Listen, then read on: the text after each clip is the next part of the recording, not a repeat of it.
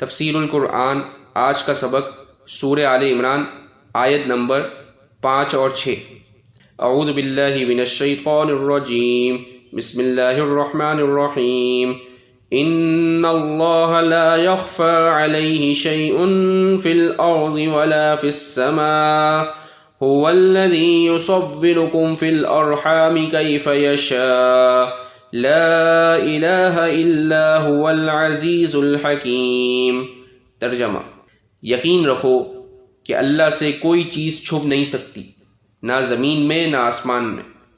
وہی ہے جو ماؤں کے پیٹ میں جس طرح چاہتا ہے تمہاری صورتیں بناتا ہے، اس کے سوا کوئی معبود نہیں۔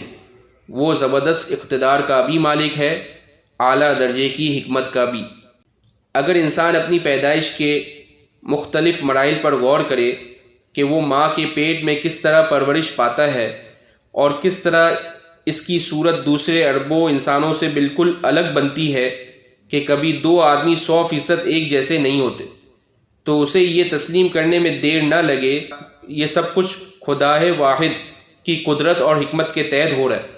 اس آیت میں اس حقیقت کو بیان کر کے اللہ تعالیٰ کے وجود، اس کی وحدانیت اور حکمت کی طرف اشارہ کرنا مقصود ہے۔ اس کے ساتھ اس سے ایک اور پہلو کی وضاحت بھی کی گئی ہے۔ روایات سے معلوم ہوتا ہے کہ ایک مرتبہ شہر نجران کے عیسائیوں کا ایک وفد حضرت صلی اللہ علیہ وسلم کے پاس آیا تھا اور اس نے اپنے عقائد کے بارے میں آپ سے گفتگو کی تھی۔ سورہ آل عمران کی کئی آیات اسی پس منظر میں نازل ہوئی ہیں۔ اس وفد نے حضرت عیسیٰ علیہ السلام کے خدا کا بیٹا ہونے پر یہ دلیل بھی دی تھی کہ وہ بغیر باپ کے پیدا ہوئے تھے۔ یہ آیت اس دلیل کی بھی تردید کر رہی ہے۔